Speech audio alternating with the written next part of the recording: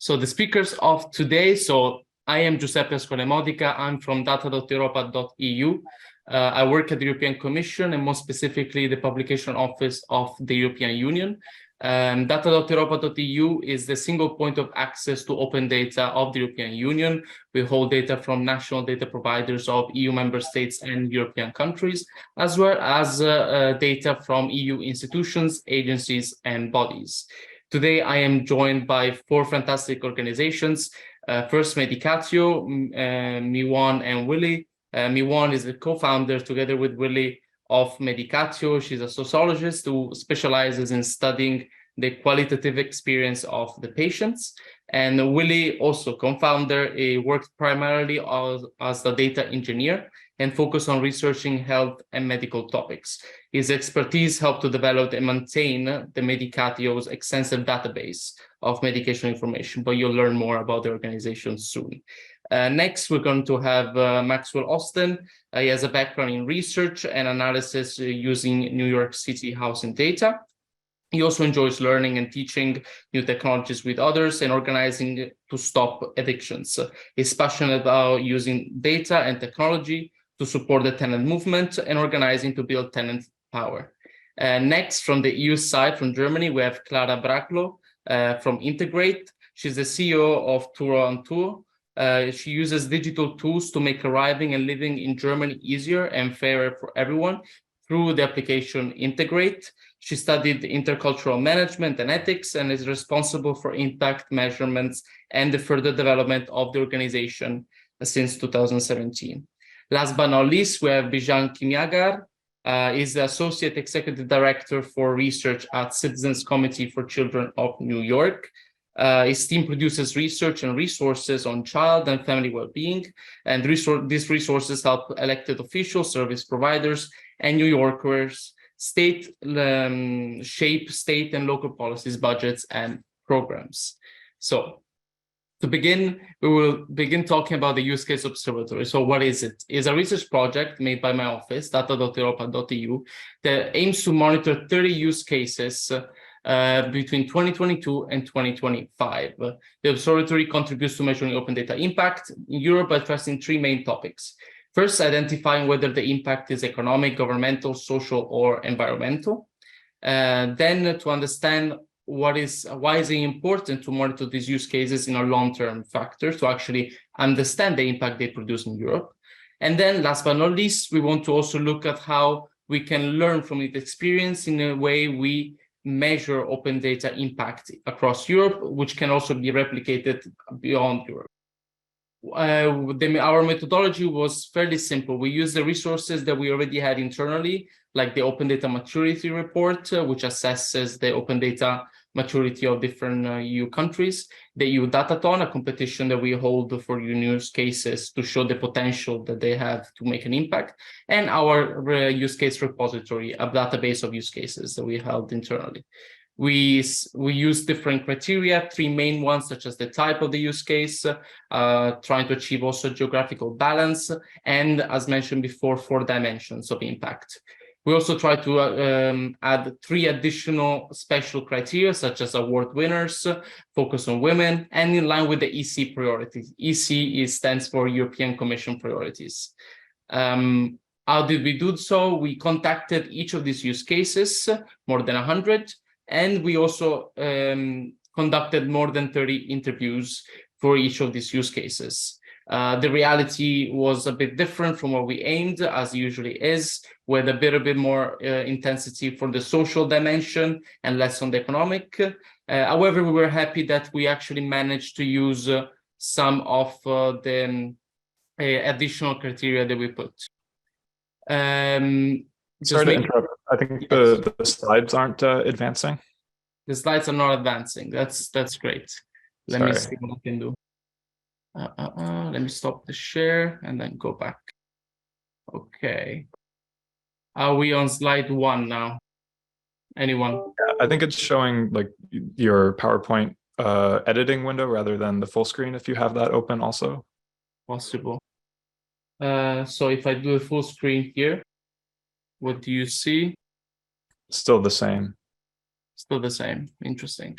You might have to open the full screen, go back to Zoom, and then change which window you're sharing to be the full screen one. Absolutely. Let me try again. So let me stop presenting. Close the chat, share screen. So screen one. So if I do this, maybe this is easier. Which is it still work? Is it not working? Yeah, we can see it, but it's still not full screen. Maybe try doing that now. See, is it full screen now? No, sorry. Still, you might just have to like advance through. It's within okay. here. I can still use. I can just use this this version. You can see this now. Yes, we can see you clicking through them. Yes. You can see the agenda. Okay. Okay. Sorry. Apologies for this problem. So, as I mentioned, here are the speakers. I'm sad that maybe you didn't see all the nice pictures that we have. Here are all the speakers that will be talking: Clara Bijan, Maxwell William Iwan. The use case observatory. Here are the 3 questions. I'll make sure that we share the slides with all the participants afterwards so that you can also look through them. This was the methodology that I just explained. It looks at the different sources and what we have conducted. And this is the overall result that we achieved. So looking at the 4 dimensions and presenting a 2-pagers for each use case. So 30 use cases from all these different dimensions that we use. What were the key takeaways that we actually identified? So we identified that there were a lot of ways to identify impact, but there were consistent challenges between use cases. Some were with measuring the gains because the data was not as easy as available, as well as not all the information was possible to be shared, like revenues and number of clients. We also identified that the impact trajectory strongly dependent on the economic feasibility of the idea itself.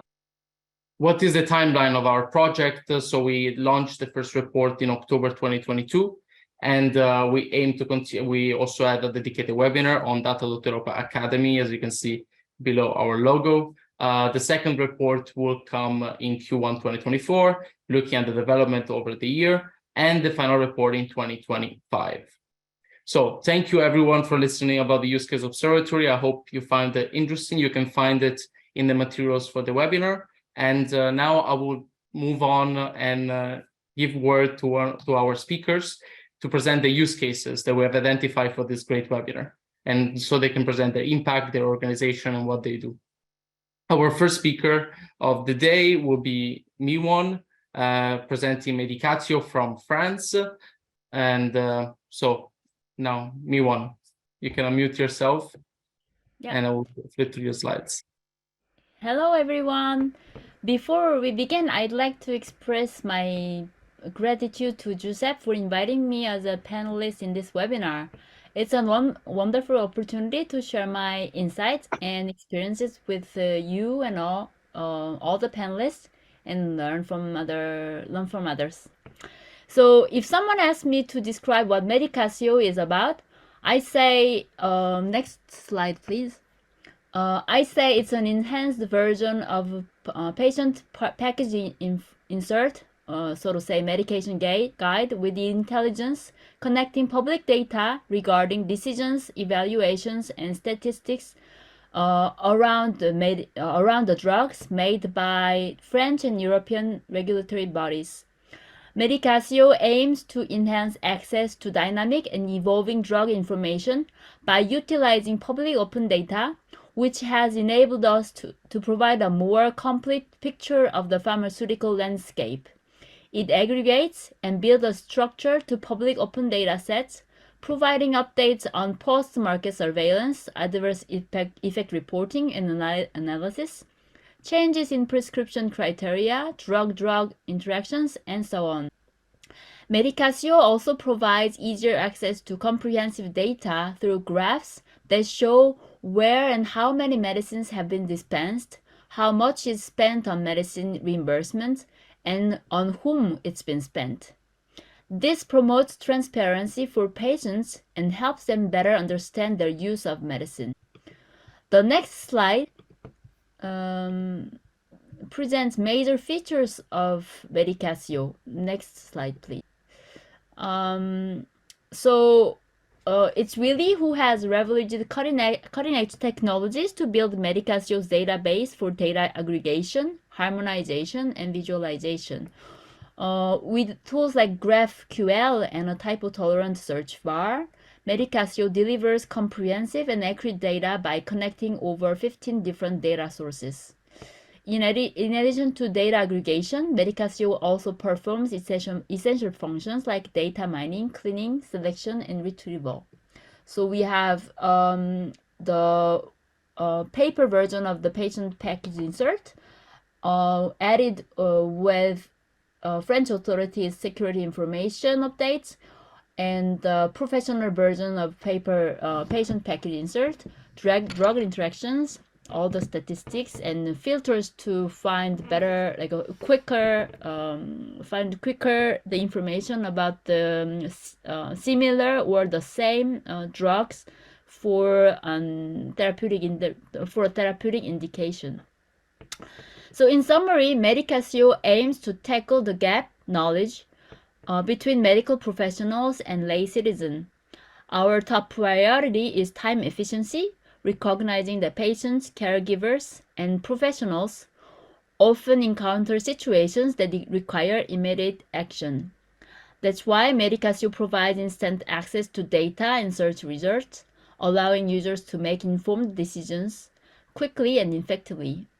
In pursuing these objectives, the reuse of open data plays a central role. That's what I prepared for our presentation. Thank you very much. Thank you so much, Miwon.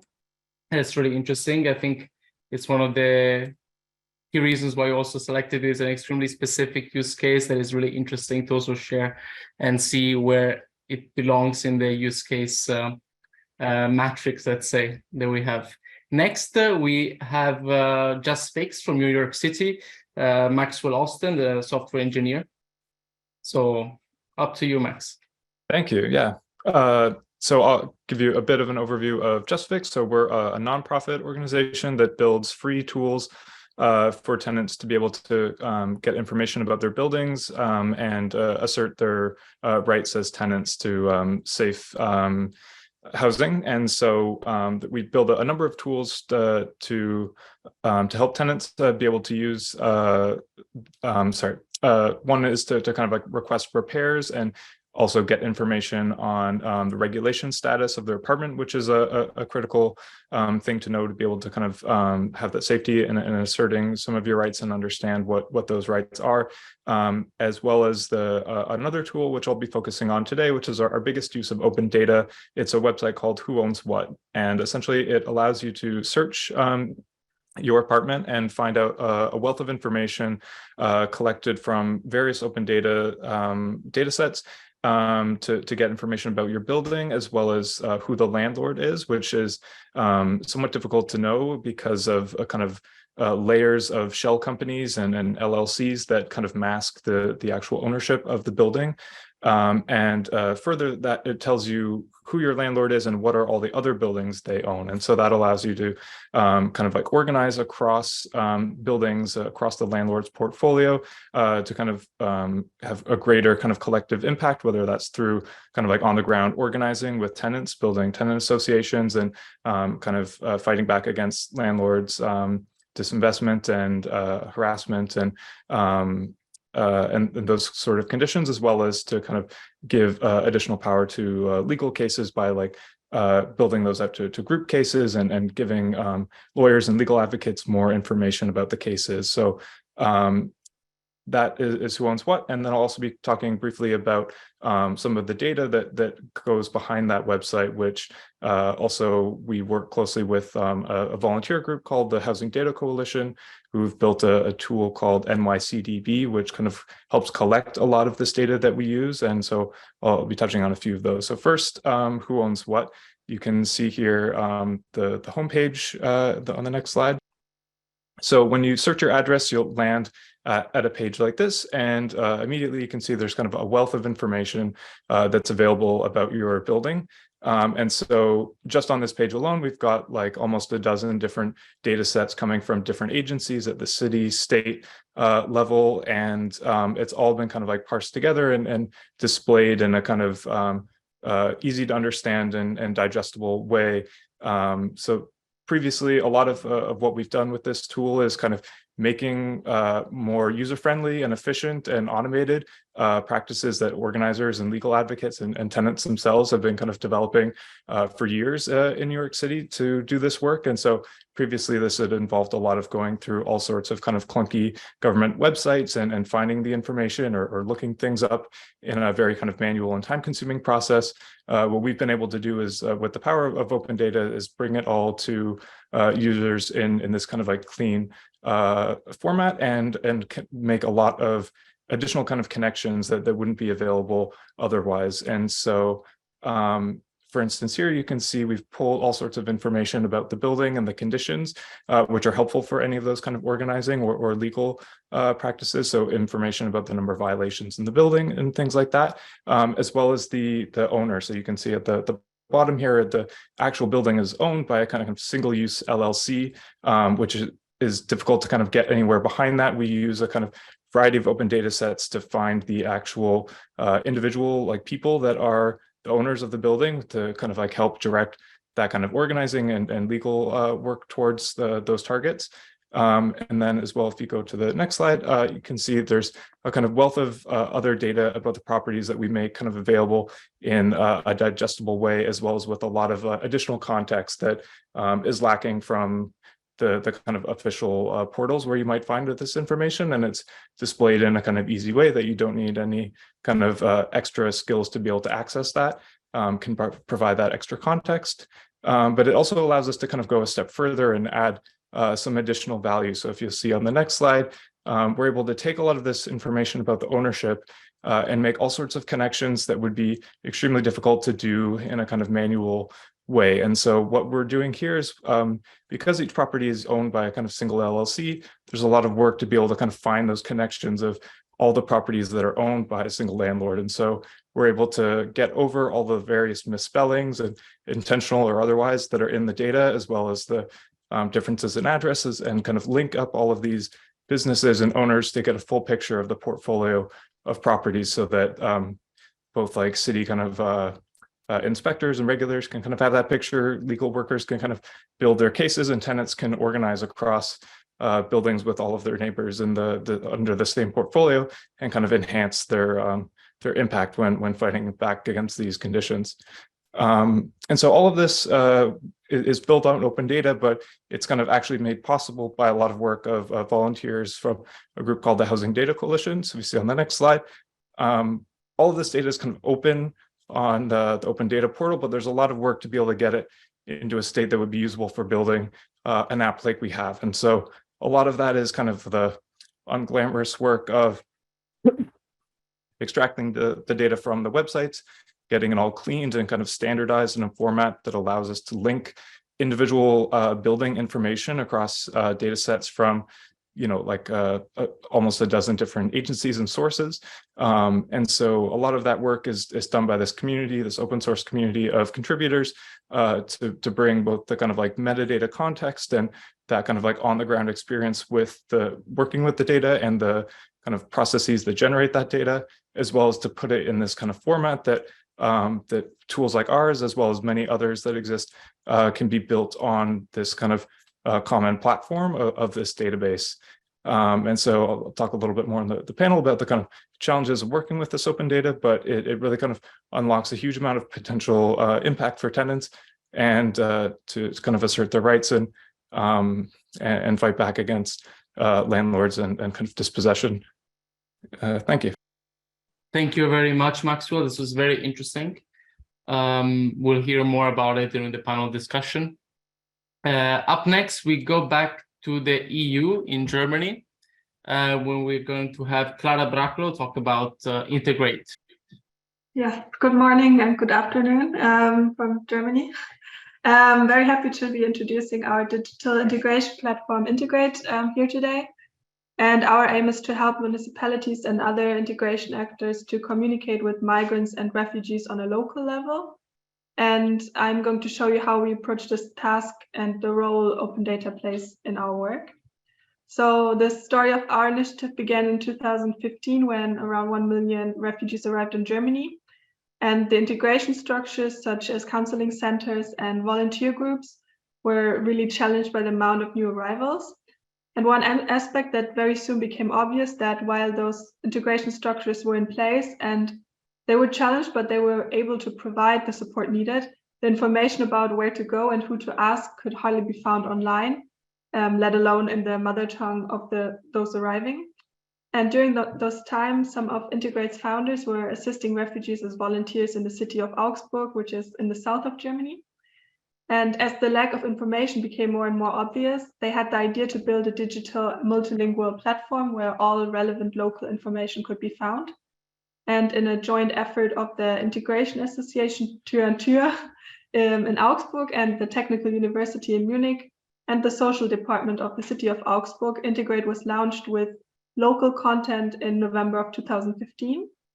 And the platform contained not only important addresses, but also basic information about all topics relevant to the integration process in order to provide the users with an overview and knowledge that would save precious time in counseling sessions, as those could be much more focused on individual problems. As our solution initially was developed to be the most sustainable it could be, and we had some use cases beyond the city of Augsburg already in mind. Of course, Integrate was developed open source, and all of the content created was also created under the Creative Commons license. And very soon after the introduction in Augsburg, other municipalities addressed our team because they were facing really similar challenges. And the challenge was always the same. There was help offered, but information was just not available in a way that was accessible to the target group of the newcomers. And while the topics and the target groups have changed over time, Integrate was really able to adapt because of the open concept. And for our solution, open data really works as a catalyst for information transparency. And while local integration experts write all and administer all the information for their respective region, our team can focus on the technical side of things. And all information, as I said, is published under Creative Commons license, and therefore all information accumulates in one big information pool. This means that if a new municipality starts using Integrate, they don't have to start from zero, but can build on what others have done before. And even those established municipalities, such as the city of Augsburg, can really benefit from this if they are adding new chapters or new translations. For many of our cooperation partners, the municipalities, Integrate is one of the first occasions where they encounter the concept of open data, but at the same time, they encounter the many benefits. And by actively working with and creating open data in the integration context to Integrate, an important seed for advocating the benefits of open data is planted in the municipalities that we're working with. And with Integrate, we are very, very, very conscious of making all information published as accessible as possible, because we know that there is not a lot of information, especially on integration in Germany.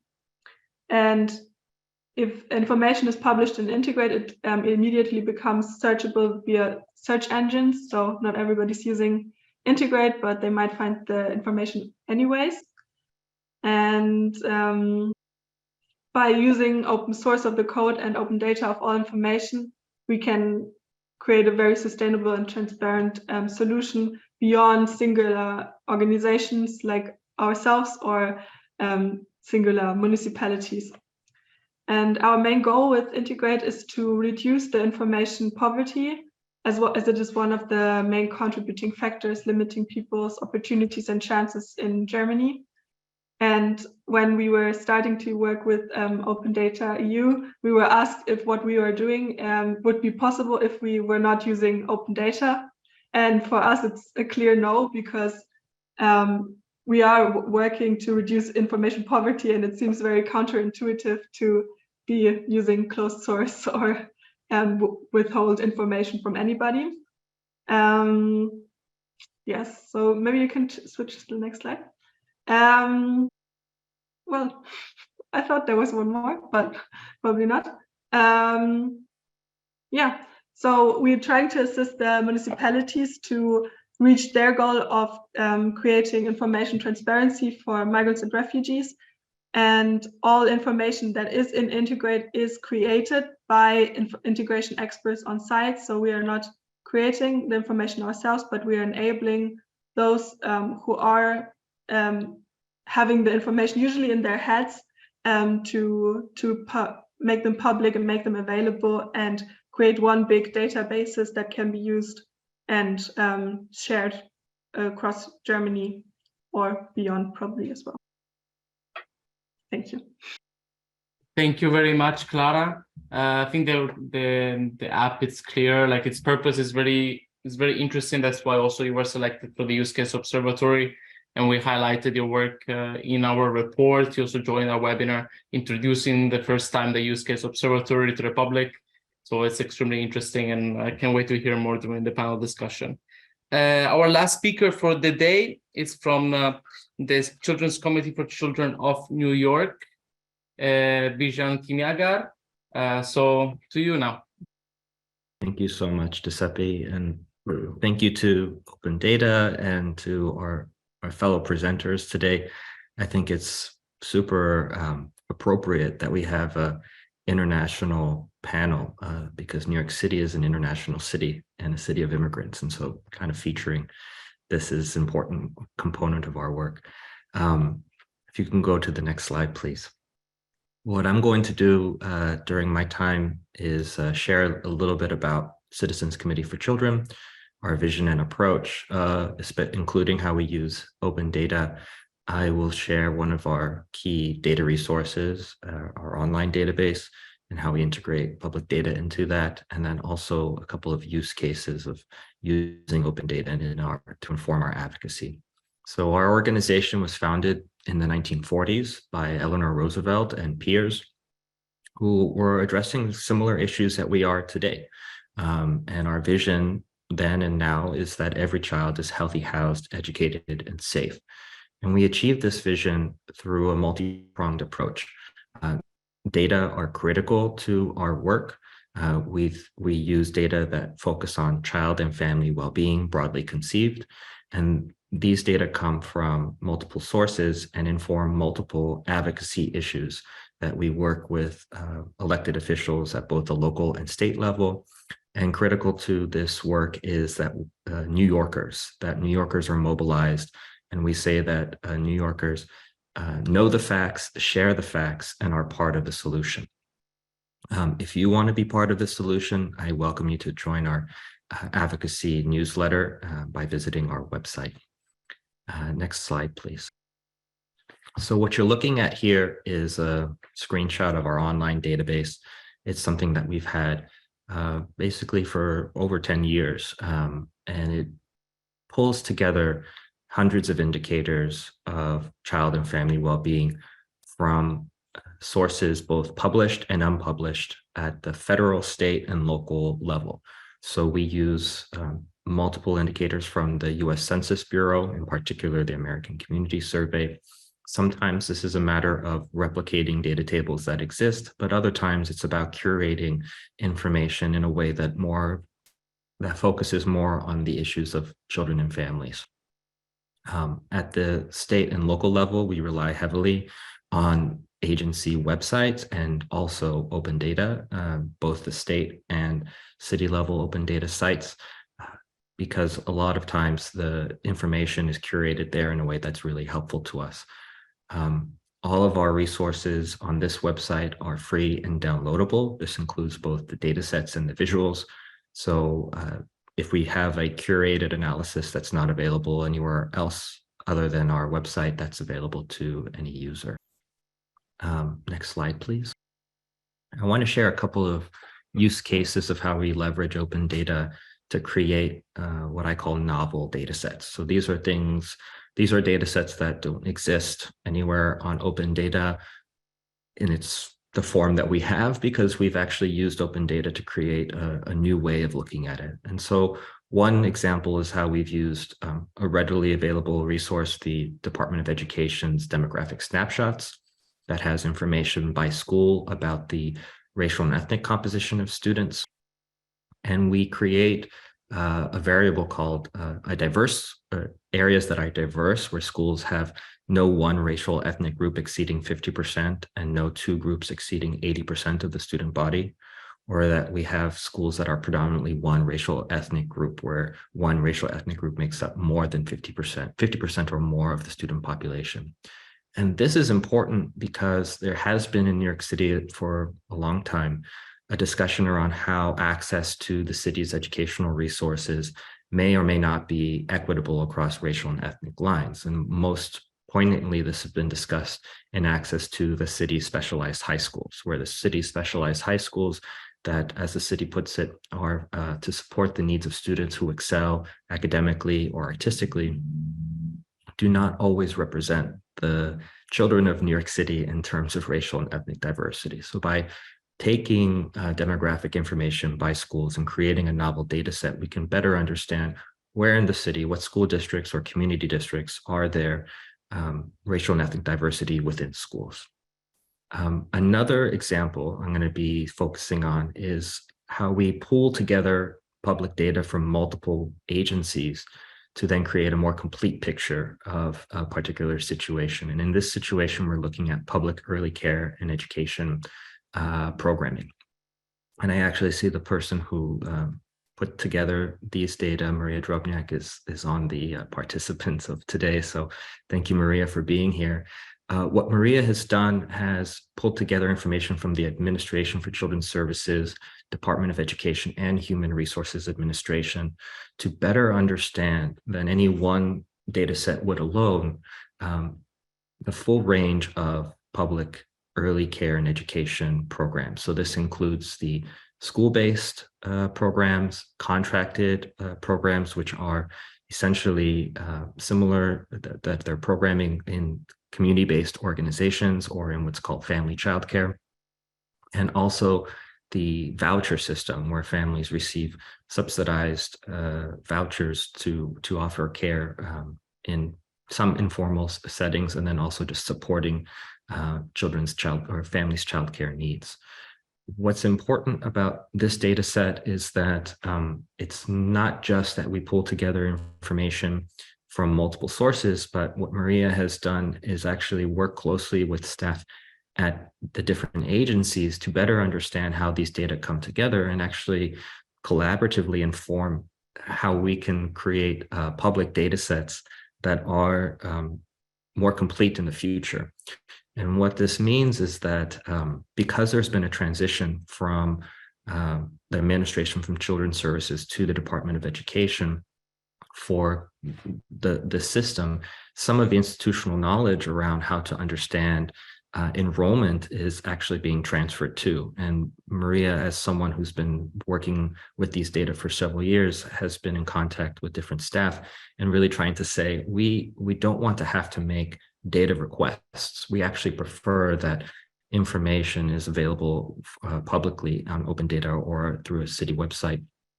And so in thinking about what is the right data frame and how are we using it, hopefully informs how other organizations are able to use this too. And so we're more so than just being users of the data, we really enjoy being in contact with the producers of the data sets as a part of the open data process. I'm going to end there, and I look forward to the conversation during our Q&A. Thank you very much, Bijan. Thank you to all our speakers. I think I've highlighted the diversity of the different use cases that we have here today for our discussion. We went from the US to the EU, but that's not all. That's not it. We go from directly service providing entities to information accumulators to then provide the service to the public. For the panel discussion, we have highlighted 3 of the main questions that we'd like to address today, and then we'll open to the public for any questions that you might have that our speaker can address. So my first question for the panel today is, what open data do you use for your initiative? and what are its standards? You may answer, you already probably answered this question also during your presentation, but feel free to add any information, brief, long answers as you see fit. I will start in opposite order, let's say. So we could go with the Bijan again, and then we'll do Clara, Willie, or Miwon, and then Maxwell. Thanks for this question. So the data that we use, it comes from city and state resources and also the federal resources. And we think it's really important that when we put out information on our online database, that it has that kind of government seal of approval, let's put it that way, because we want to make sure that there is trust in the data, that there's reliability in the data. But we also know that the data are incomplete in terms of a full picture of understanding child and family well-being. And I think we can talk about that later on when we talk about challenges. But for both New York City and New York State, there are local and state laws that mandate agencies put out public data. And we've seen a growth. But there's also, even if we're in a data-rich environment, we always want more, right? There's always something, a topic or a particular indicator that's not available. Thank you, Bijan. Clara? Yes, I really liked what you said about the seal of trust and the governmental kind of approval in the information, which is very important for us as well. We are not so much using existing open data, but more creating it and making it digitally available. A lot of information that is usually implicit and in the heads of certain people. But everything that we publish is published under the seal of the municipality, which makes it trustworthy, and it is also regularly checked and made written in a target group oriented way, because that's like, we know that if we lose the trust of the people using our information, they're gone, because they are very they really need to rely on the information that is in Integrate.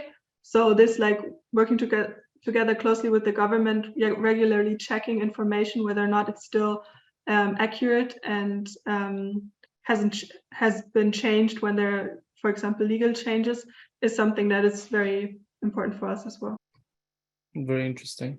Maxwell, would you like to add anything? Yeah, for sure. So we, as I was kind of covering, we use a huge variety of different open data sets. It's kind of core to everything we do with that work. I would say in terms of the standards, well, for one, it's just the accessibility of the data. And in New York, we're really lucky to have strong open data laws that make all of this possible. So there's like many other cities across the country that face similar problems with lack of information on their buildings and landlords, but lack the open data to be able to easily build a tool like we have here. So one, just the standards of like requiring that this data be made publicly available is one, but further to make sure that it's actually usable, there's some like additional standards that they have in terms of requiring a certain amount of metadata. So to really understand the context of the data that you're using, and to be able to then kind of communicate that on to the users is really important. The kind of like quality of that information definitely varies, and I think it could go further beyond just the kind of basics of like what each column in the data set means to more kind of contextual information about the kind of like data generating process that goes on kind of behind the scenes to the point that you get the data. So understanding like what are the kind of administrative processes and policies that are leading to these data sets, and a better understanding of that will allow us to kind of contextualize that for the users.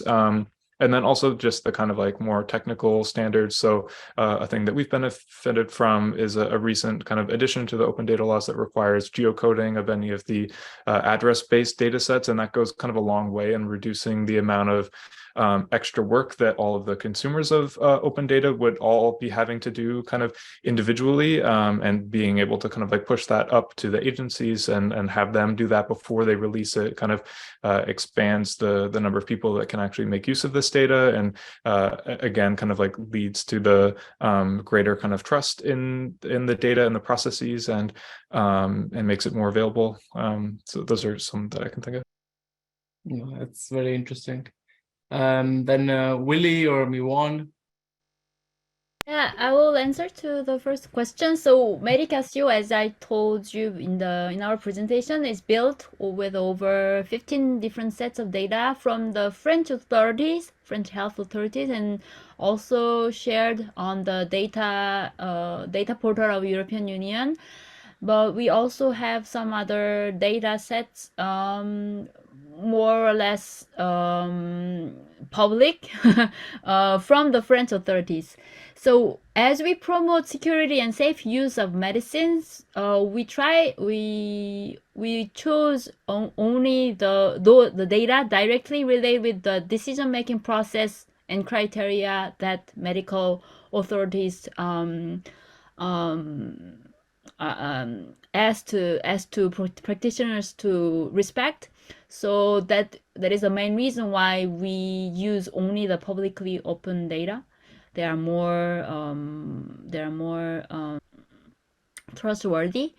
And the most important standard that we need in building our database is a unique and shared taxonomy between data producers.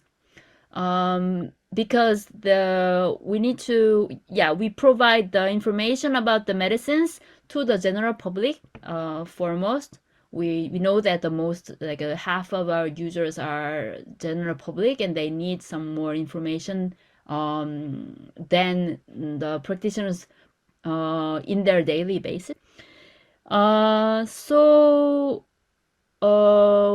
And we want to connect all the datas understandable for the general public. That is why we need a consistent taxonomy shared by the different sets of sources, data sources. I don't know if I add one more element that wasn't supposed to be shared. I don't know. No, you did. It's again, you can answer the questions as you see fit, based also on the work of your organization. So it's great you also expand on what the needs are for your organization to move forward. I would like to move ahead with the second question, which is a little bit meatier, let's say. It's a bit more interesting because I want to know what challenges you are faced with when working with open data. I know that all of you work for different, let's say, objectives or services, but I want to learn more about the challenges that you face and how you address them. So Bijan, I think you really want to answer this question. I started to, thank you. I started to by saying, we're in a data-rich environment, but still we're always hungry for things that don't yet exist. And so that is a challenge, but let's just move forward with what does exist and some of the challenges there. I think for us, we are a private nonprofit. We don't receive any government funding. We see ourselves as, not trying to do a government's job, but to be advocates for families and children that have the same motivations as the city government, state government, federal government to serve children and families. That being said, it's not just about what data exists, but the data represent people, and there are people who are putting together the data. And so for us, knowing what the analysts are doing in city government, and I'm glad to see a lot of familiar names in the participants of today's webinar, because these are important people who we look to for insights about data. That's really important. And so knowing what the government is already analyzing, what data may not be an open data, but will be soon, or trying to understand not just what is the data in the data set, but how are government entities using that data to inform their decision-making in terms of budgets, in terms of administrative policies and sort of legislative policies is really important for us. And there's a whole discussion we can have about what can be published around what cities are doing to analyze their own data.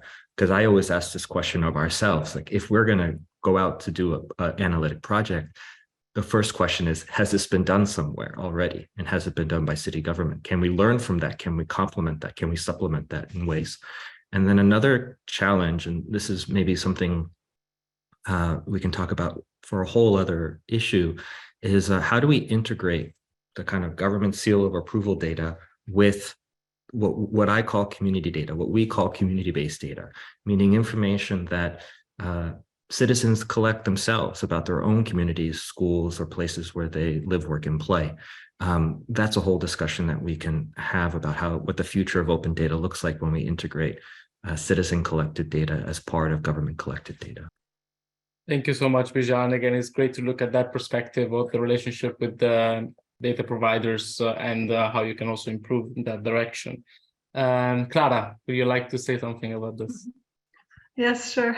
I think one of our main challenges is that the concept of open data is quite like a little bit foreign to a lot of our municipal partners, because we're working with the integration officers. So they're not the IT, they're not like data scientists. They usually don't know what it means to have something under a Creative Commons license and to be producing information in text that is not licensed. That's a very unheard of concept for a lot of people.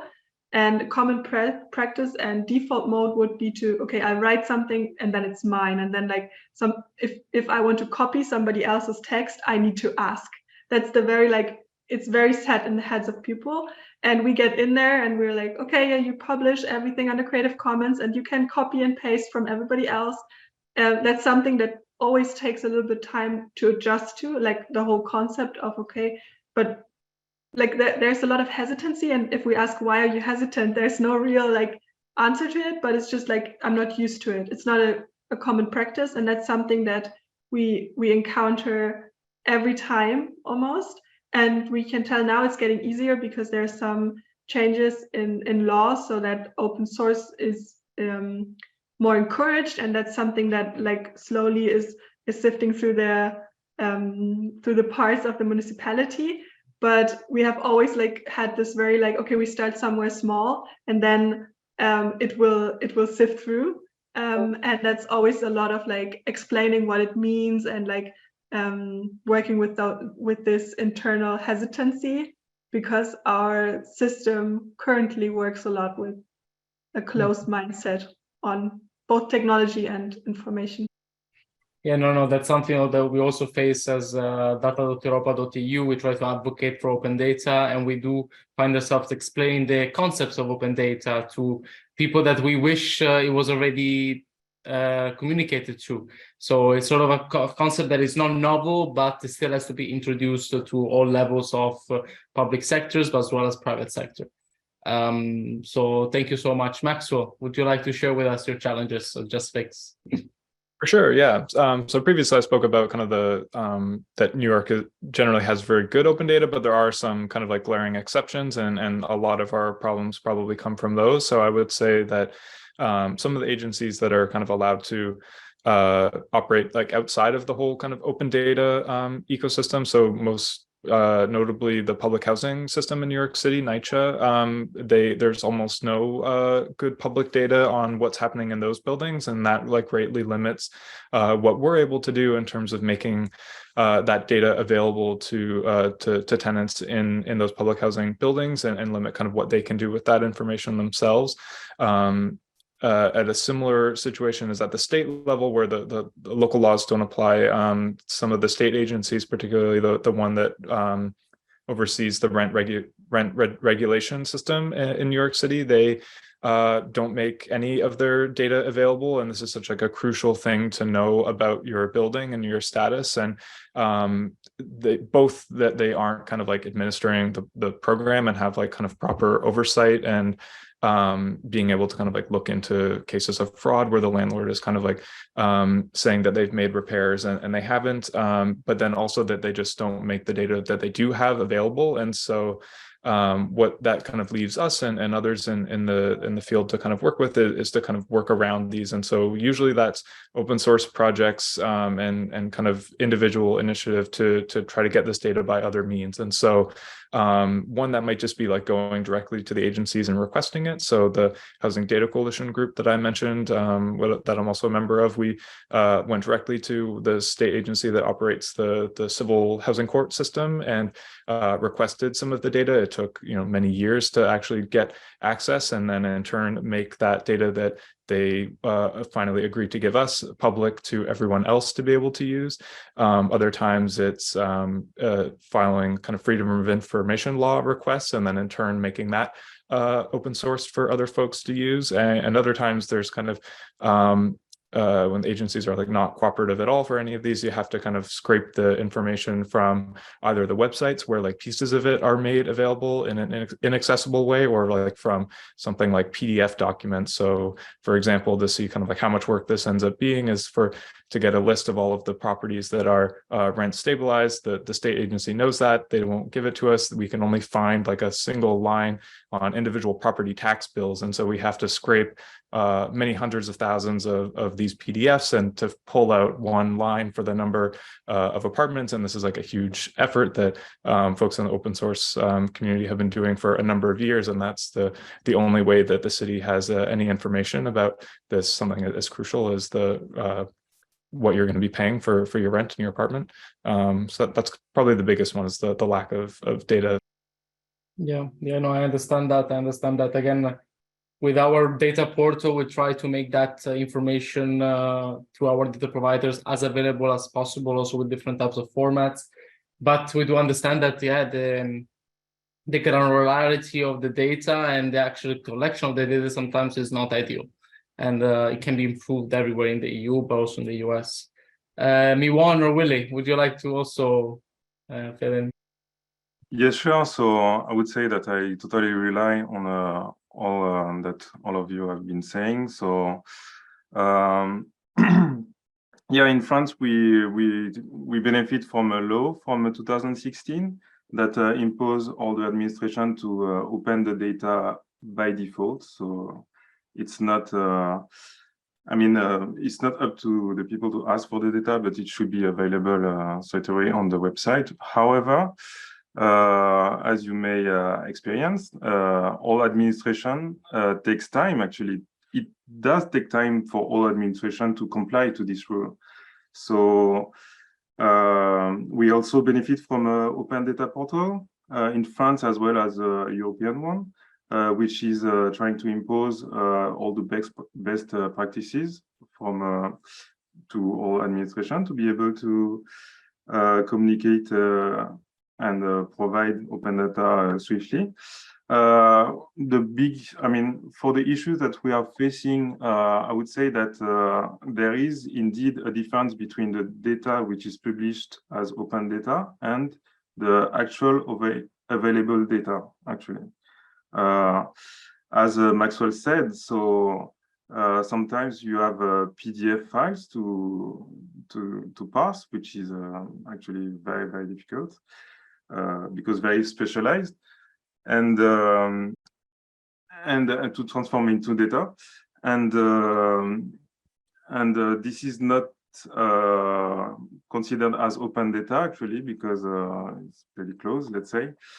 But actually the data that was open, at least partially, helps us to hack our way into getting the data which is available, published by all administrations, even if it's not published as open data.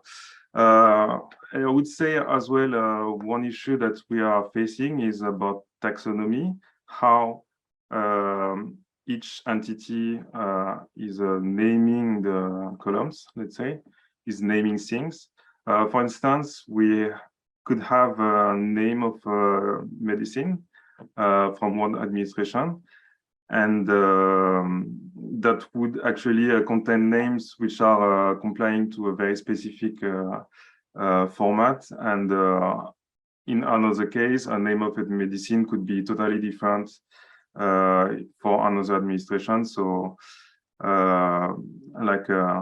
crossing all this data is a challenge on itself. And the improvement of that is coming from actually, it could be a research project as by itself. So yeah. I see. Last issue that we are facing is the producer bias. Sometimes people could be chemists, or sometimes people could be doctors, producing the same looking data, but you have to have an access to the data producer to be able to discuss and exchange with him. So you know actually how the data is produced to be able to exploit it in a good way. Thank you very much, Willie. We are a bit over time, over 3 minutes over time, but I would still like to maybe quickly address the last question to the panel, which I think is also the goal of the use case observatory. Just really quick answers, if possible, which is, what are the ways you measure impact? So it varies, it depends on the services you produce. And as we are over time, let's try to be as direct as possible. But yes, let's do a round to see how you can actually do measure that impact that you produce. So Bijan, same order. Thank you. I'll just use this as a closing remark and say, Yeah, you know, our online database is called Keeping Track Online because it comes from Keeping Track of New York City's Children, which is a resource we've been putting together for 3 decades. The whole point of this is to understand, is child and family well-being improving in New York City? And so we literally use the open data to inform whether our work is improving child and family well-being, and we follow it through this resource.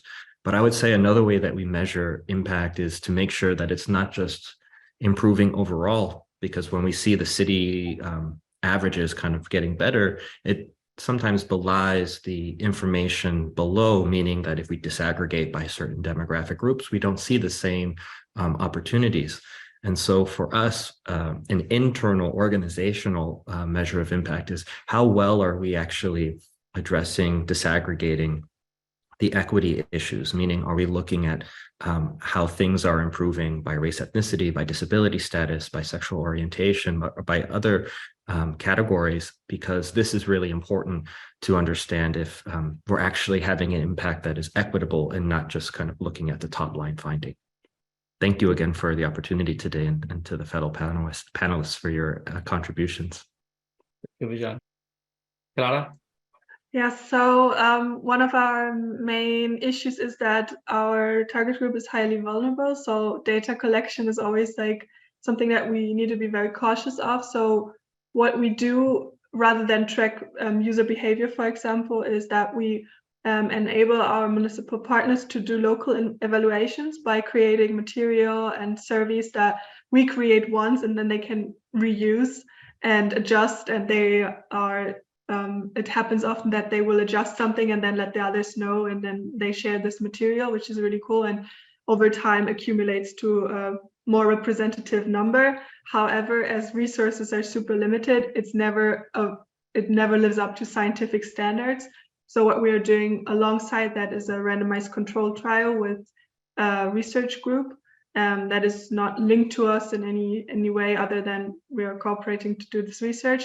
And they're currently serving over 500 people across Germany, while also for those few people tracking their user behavior to see how certain information has an impact on their lives and on their ability to adjust to the work market and find a place to live and find friends. And I'm super excited because in summer we will get those results, and I'm sure that they will give us much more of an understanding of what information is, how relevant which information is, because as of for now, it's hard to tell. Can't wait to hear about those results in the next use case observatory. Maxwell, really quickly. Yeah, sure.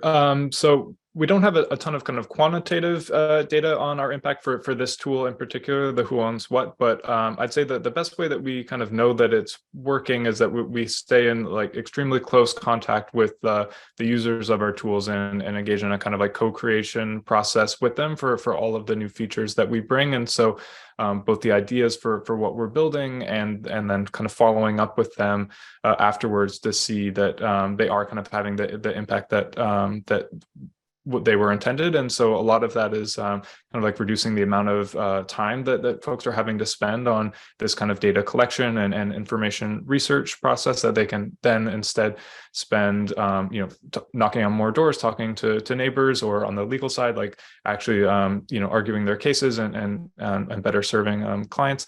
And then also the whole like mapping of the landlord portfolio. The biggest thing is to be able to kind of like further collectivize action. And so if you're seeing more individual building tenant associations kind of connecting across buildings in the portfolio and building these kind of like broader tenant councils across a portfolio that have greater power to kind of get their demands met by the landlord. That's another thing that we've definitely like seen happening, and then just kind of knowing from being plugged into folks that are on the ground doing this work that they're finding these tools useful, and that it's improving their work.